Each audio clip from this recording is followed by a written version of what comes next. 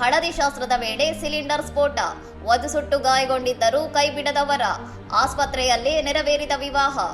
ಕಾನ್ಪುರದಲ್ಲಿ ಮದುವೆಯ ಹಿಂದಿನ ದಿನದ ಹಳದಿ ಶಾಸ್ತ್ರದ ಸಂಭ್ರಮದ ವೇಳೆ ದಿಢೀರನೆ ಗ್ಯಾಸ್ ಸಿಲಿಂಡರ್ ಸ್ಫೋಟಗೊಂಡು ವಧು ಸೇರಿದಂತೆ ಹಲವರು ತೀವ್ರವಾಗಿ ಗಾಯಗೊಂಡಿದ್ದು ಆಸ್ಪತ್ರೆಗೆ ದಾಖಲಾಗಬೇಕಾದ ಪರಿಸ್ಥಿತಿ ಉಂಟಾಗಿತ್ತು.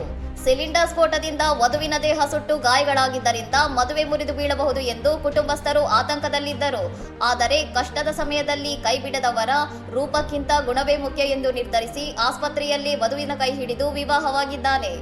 ವರನ ಈ ಮಾನವೀಯ ನಿರ್ಧಾರ ಮತ್ತು ಧೈರ್ಯಕ್ಕೆ ಸಾಮಾಜಿಕ ಜಾಲತಾಣಗಳಲ್ಲಿ ಹಾಗೂ ಸಾರ್ವಜನಿಕ ವಲಯದಲ್ಲಿ ವ್ಯಾಪಕ ಪ್ರಶಂಸೆ ವ್ಯಕ್ತವಾಗುತ್ತಿದೆ.